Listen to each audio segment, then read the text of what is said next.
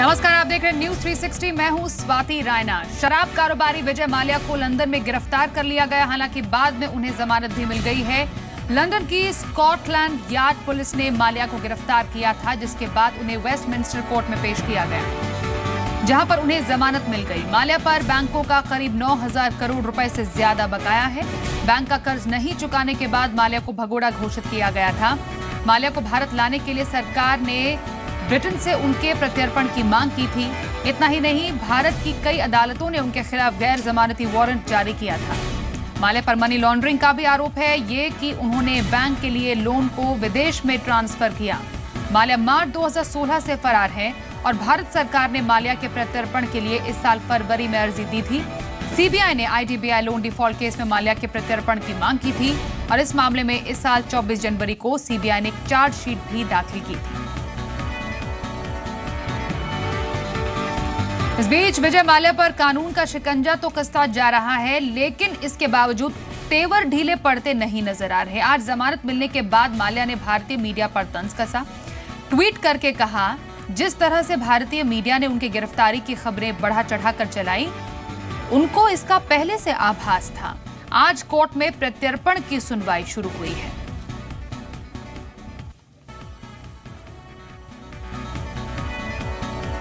लेकिन सूत्रों के मुताबिक वित्त मंत्री ने आज ये कहा कि भारत सरकार ने माल्या को भारत लाने की पहली बाधा पार कर ली है। वित्त मंत्री ने कहा कि सीबीआई और भारतीय हाई कमीशन यूके की कोर्ट में अपना पक्ष रखेंगे।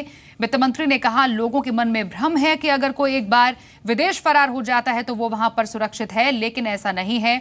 माल्या का केस साफ तौर पर प्रत्यर्पण का केस है और इसकी प्रक्रिया में ज्यादा समय नहीं लगेगा। मेरे सहयोगी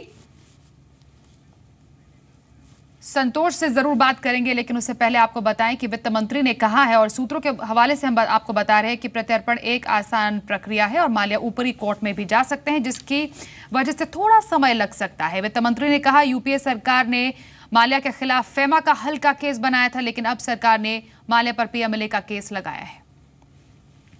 वहीं आपको बताएं, विजय माल्या की गिरफ्तारी के बाद जमानत पर जी मीडिया संवाददाता आलोक प्रियदर्शी ने वित्त राज्य मंत्री संतोष गंगवार से खास बात की है।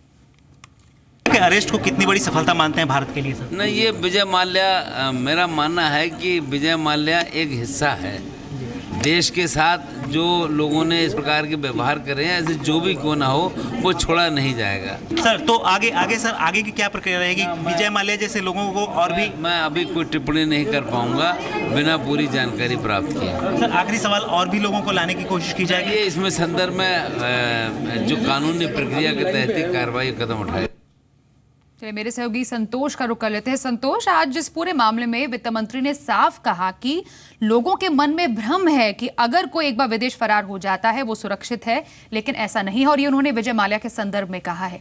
क्या समझा जाए कि अब एक्स्ट्राडिशन और उसके प्रत्यर्पण को लेकर और ज्यादा गंभीर सरकार हो जाएगी?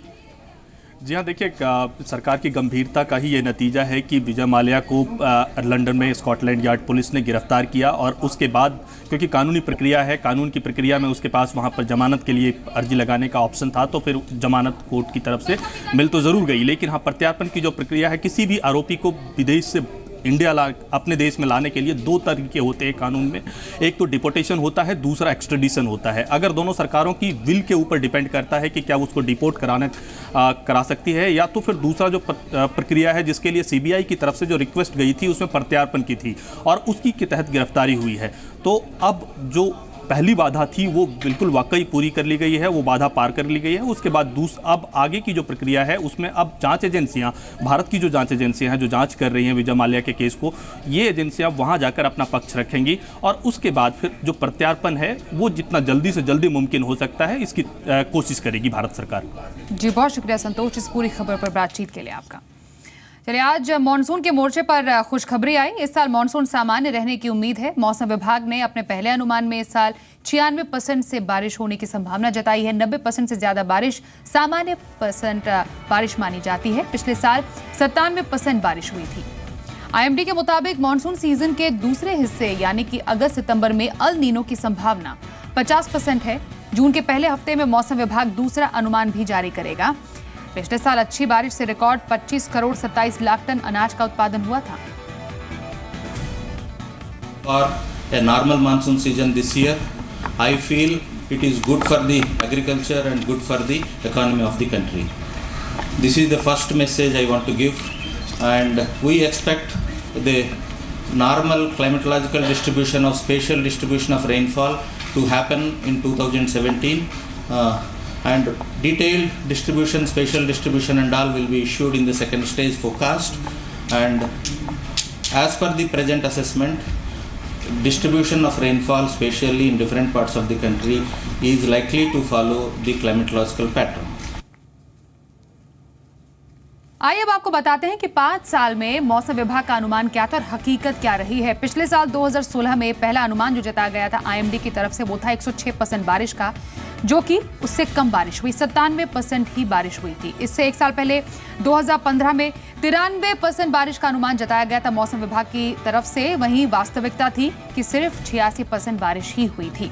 वहीं 2014 में जो अनुमान था वो 96% बारिश का था, बारिश हुई थी सिर्फ 88%। वहीं एक और जो अनुमान जताया गया था आईएमडी की तरफ से वो था 2013 में 98% बारिश का, लेकिन यहां पर उम्मीद से ज्यादा 106% बारिश हुई थी। एक साल और पीछे जाए 2012 में 99% बारिश का पहला अनुमान आईएमडी की तरफ से जताया गया था और वास्तविक जो बारिश हुई थी वो 92% हुई थी। इस बार सामान्य बारिश होने का अनुमान जताया गया है। दूसरा जो अनुमान है उसमें शायद एग्जैक्ट जानकारी मिल पाए कि इस बार मॉनसून कैसा रह सकता है।